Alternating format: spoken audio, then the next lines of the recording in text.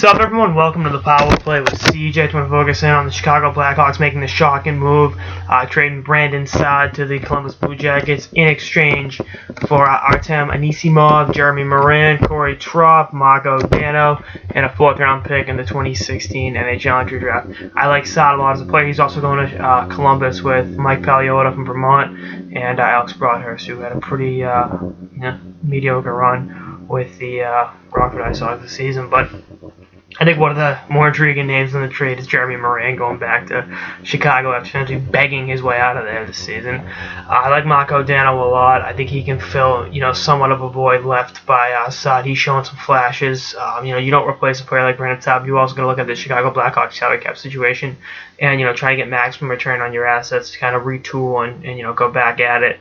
It's a reality situation with the cap-driven league. You can't afford to keep everyone. I thought for sure they would have done everything they could to keep Saad, but I think the threat on offer sheet was there and said, screw it, let's move them. They got some pretty good assets back they can plug in, a little bit cheaper than re-signing Saad. So one of those situations where I didn't see it coming. I don't think anyone saw it coming, but Brandon Saad is on the Blue Jacket. I think he obviously will take on a more expanded leadership role in Columbus. Now he's, one of the veterans, if you will. He's won 2 Cups in 3 years. He's been there, done that. He's learned from Taves, learned from Hossa, learned from Pat Kane and Duncan Keith and Brent Seabrook and all those guys.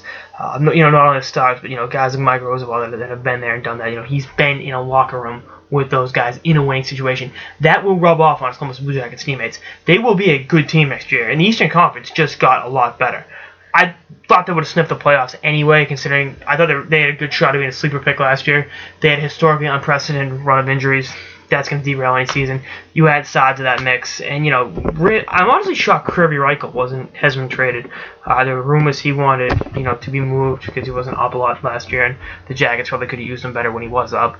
But that hasn't materialized. I think he would have been a real good pickup for the Hawks. But it's a reality situation. I can't reiterate that enough. Another thing to keep, someone said, I think it was Wisniewski was tweeting, Saad just blew up the Hawks dynasty. Well, you got to understand, he's got his 2 rings, so you play for rings. He's got his rings. The kid has to get paid. He hasn't re-signed with Columbus. He had that deal probably get done in the next 12 hours.